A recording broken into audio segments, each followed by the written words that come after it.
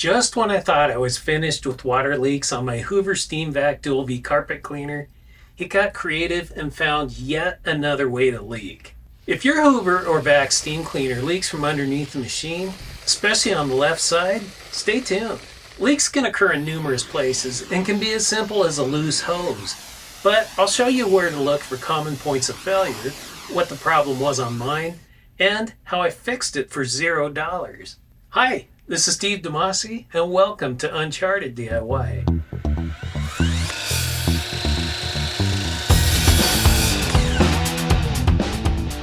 If you've seen my other videos on the Hoover SteamVac, you'll know I've been fighting water leaks for years.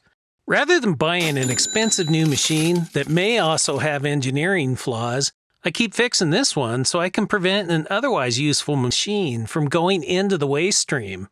Probably the most common leaks on these machines comes from the valves on the water tank and detergent dispenser.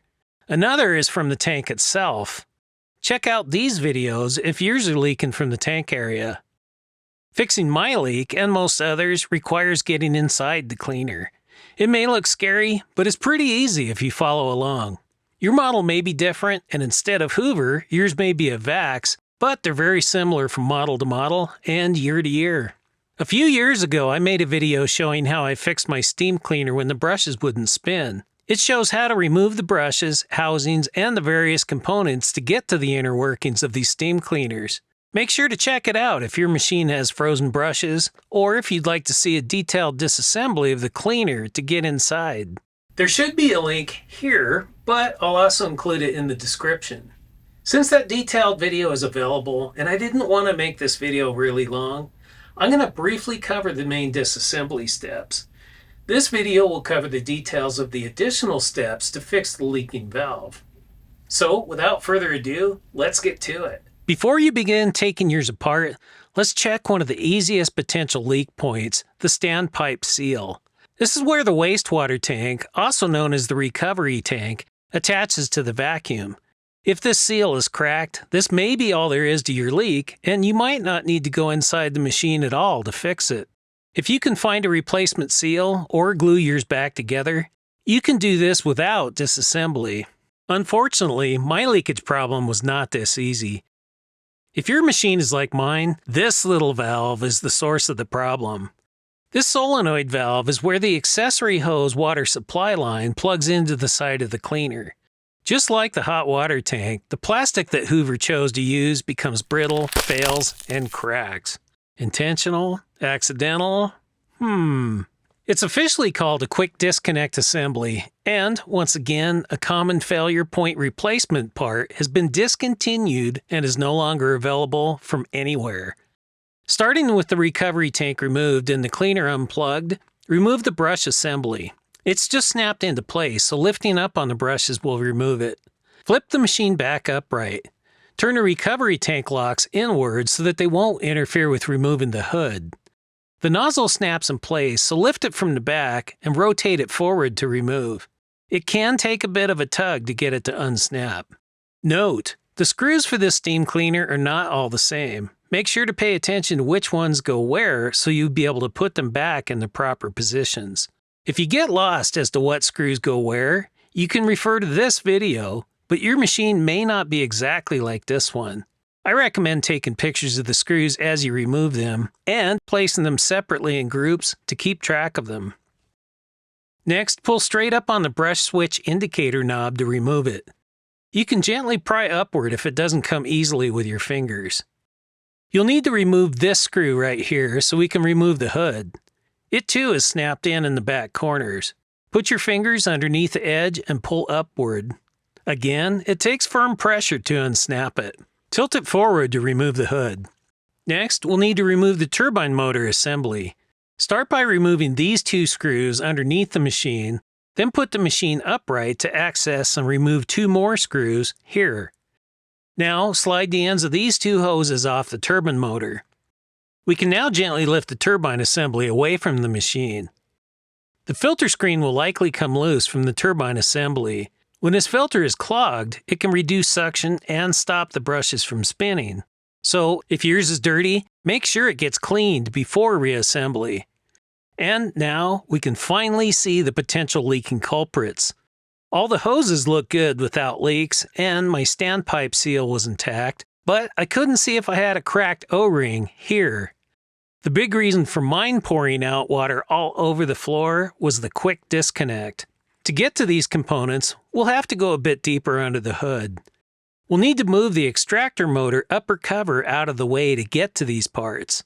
To do that, we'll begin by removing the gravity valve cover held on by a single screw. On my machine, and probably yours too, the operating handle has covers that need to be removed to access the extractor motor cover.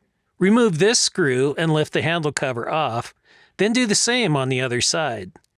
Note that you can no longer lift the steam cleaner by the handle since it's no longer attached to the base.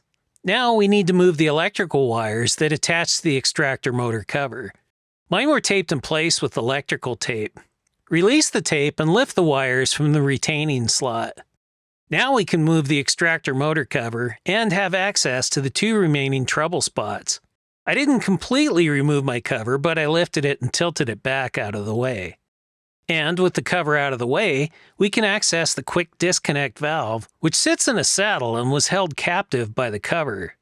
My valve was shooting water out of the back, and replacement parts are no longer available.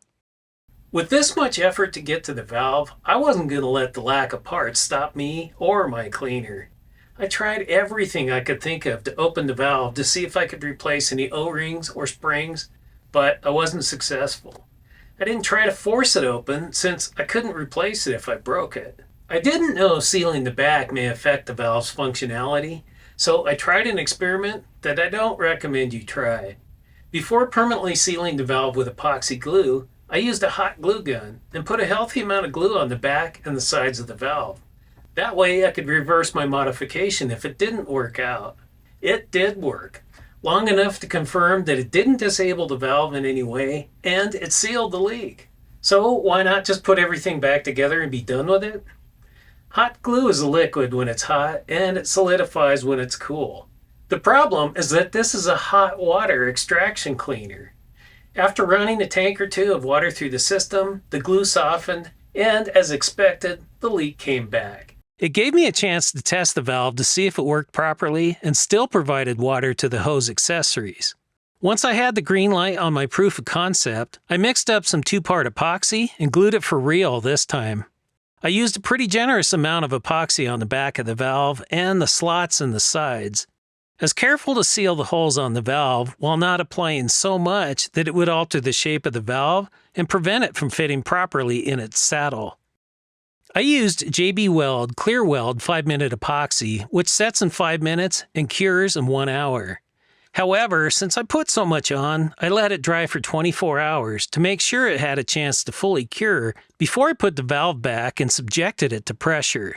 Spoiler alert, it worked. Once dry, I put the solenoid valve back in the saddle. The groove in the valve sits right in the saddle, and the back of the valve rests on this support. Since the extractor motor cover is off the base of the machine, now is a good time to check the standpipe base O-ring. If it had cracked, this could also lead to water leaks and reduced overall suction.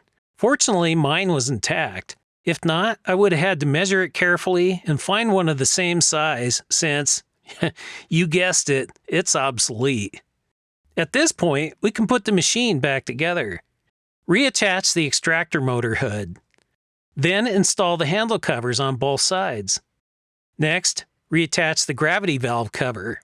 Reinsert the screen filter at this stage. Reroute the wires to sit in the groove so they won't prevent the turbine motor assembly from seating properly when we put it back in place.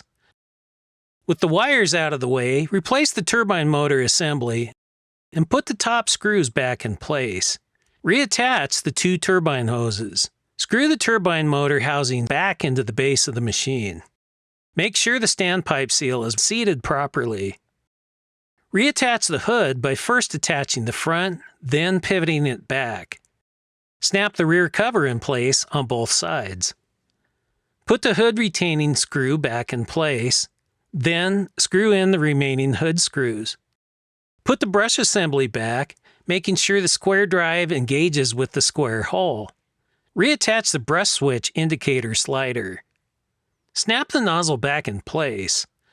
And now, pour a refreshing beverage of your choice and admire your handiwork. Nice job, you did it. If you found this video helpful, please make sure to hit that like button so YouTube will share this with more people. This is Steve, and thanks for watching Uncharted DIY.